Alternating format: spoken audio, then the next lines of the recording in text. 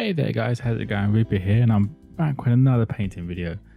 And we're back with Zombicide, which means we are now doing Chromatiz. I think I've always called it Chromatiz, but Chromatiz is actually what it says on the card, so I'm going with that. But it is a zombie version of Chromatiz, because Chromatiz is a unicorn from Massive Darkness, and this is the undead version. And I haven't actually painted the other one yet, thinking about it, but that's not important for this. We primed it in the standard grey that I always do, and we're kickstarting off with what's left of the flesh. And being a unicorn, it's white, so we're going with Brain Matter Beige. I didn't want to go with white because white goes grainy when you paint pure white. Like if I went and got matte white out of my paint set, it comes out sort of really grainy and horrible, and it's not nice to paint with. So off-white works perfect because we're going to dirty it up anyway. It's undead, so it needs a dark wash and a little bit of loving afterwards.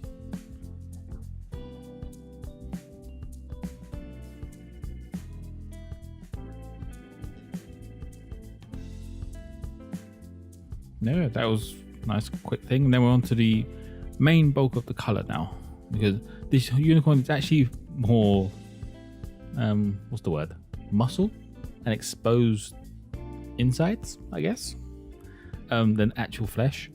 So I whipped in a bit of crusted saw, and this color is so thin, it's unreal. I actually have to give it a second coat off camera. I also do a second coat of the Brain Matter Beige as well off camera, just so that it all comes up to like a nice solid color, as it doesn't cover as well as I'd hoped. As you can see, you can clearly see the gray coming through this at the moment. But then once it dries, I come back to it, give it another coat, and it covers completely well. It's just that initial coat needed to be on dried. It basically acted like a primer, even though the model's already primed.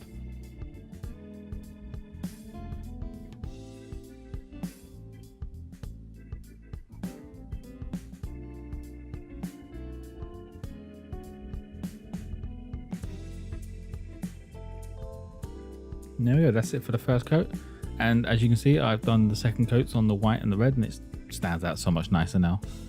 And we've moved on to Greedy Gold, because this unicorn actually has gold hooves and a gold horn, which of course, being undead, once you put the wash on it, dulls the shine. It still looks gold, but obviously isn't lifeless, or is lifeless now.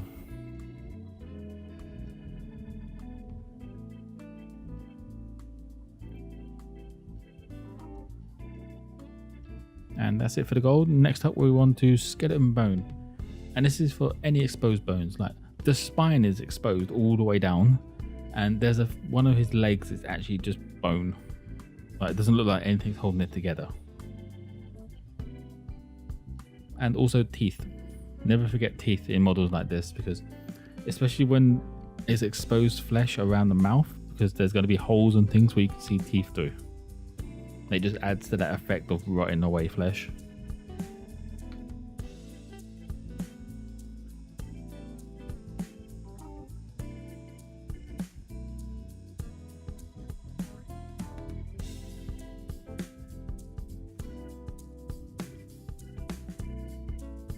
Next up is first of two dry brushes I do on the exposed flesh, and this one is Abomination Gore.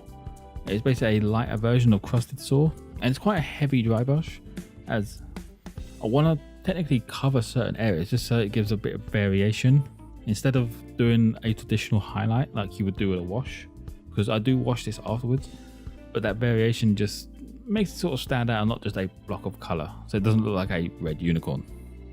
This actually will look like it's exposed skin.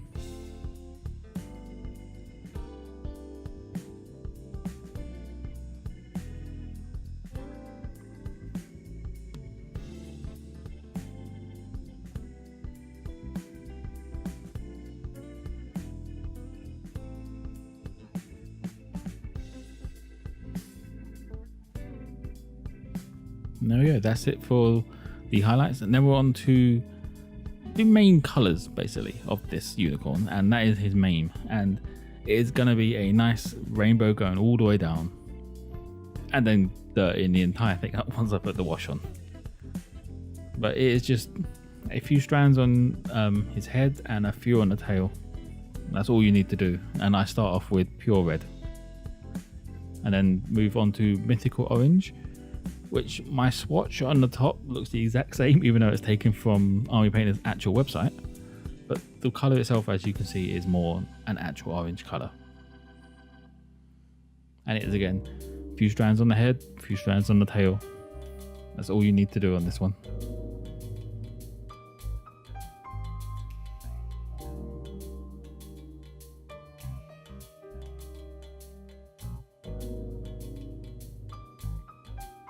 There we go. And for the yellow, we use Phoenix Flames, which isn't quite the demonic yellow that I would normally use for yellow, but I wanted to sort of look more like a flowing thing. If I went with a bright yellow, it would look a bit off.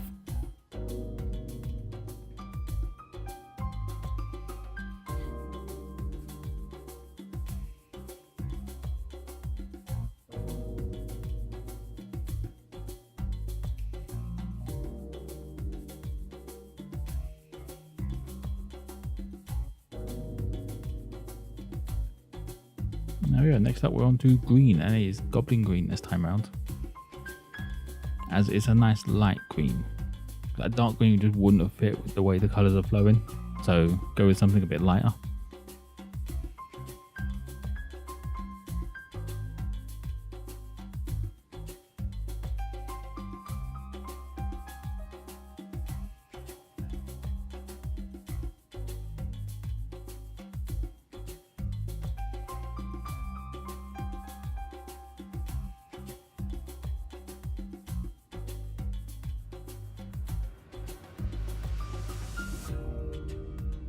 And that's it for the green. Next up, we're on to Hydra Turquoise, which is sort of in between.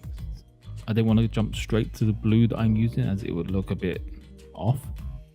So I've gone with the Hydra Turquoise just to add a little bit of a tonal change.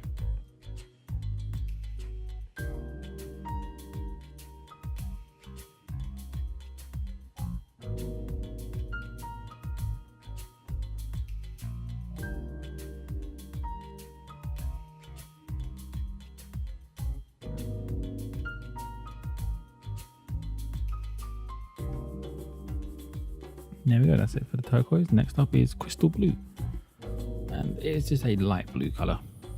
Any light blue you have will work fine. Sky blues, cyans will even work.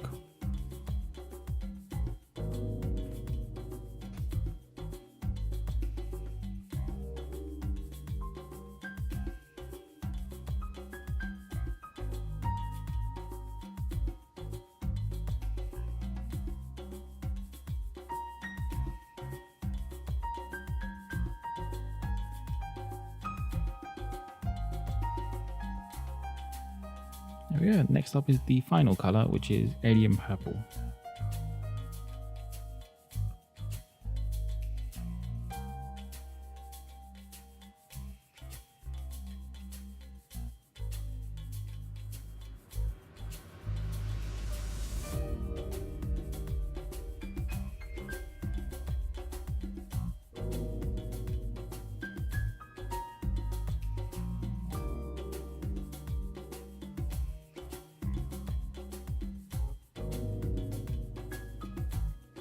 And there we go. That's it for the bulk colours. Then we're up to the last dry brush, which is a bit of a lighter dry brush, and it's pure red onto the exposed flesh.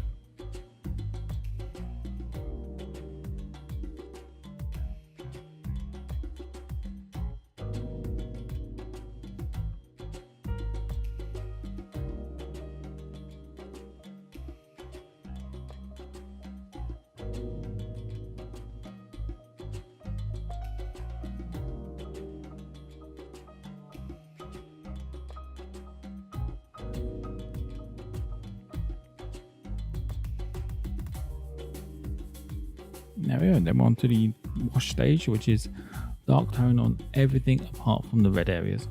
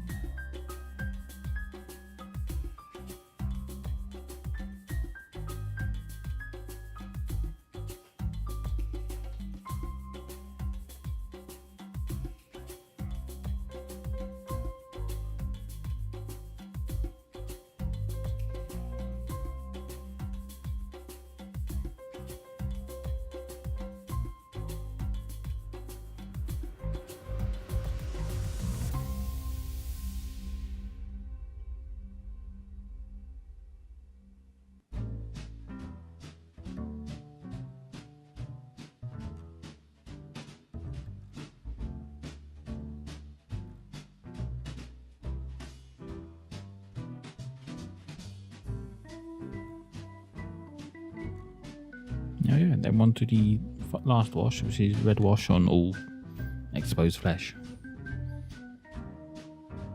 It sort of blends everything that's been separated by the dry brushes, essentially.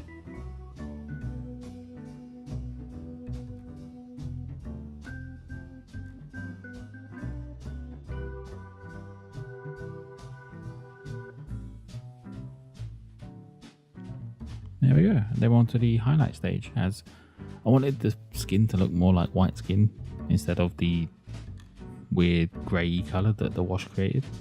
So I'm just going over the raised areas and giving it another brain matter beige.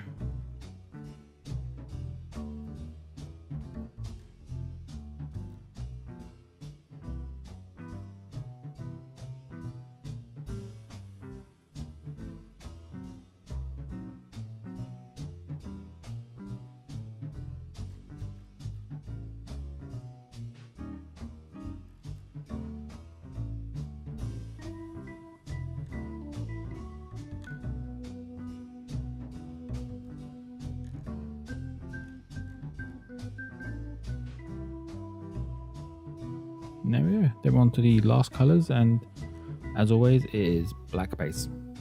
Every model I do is a black base.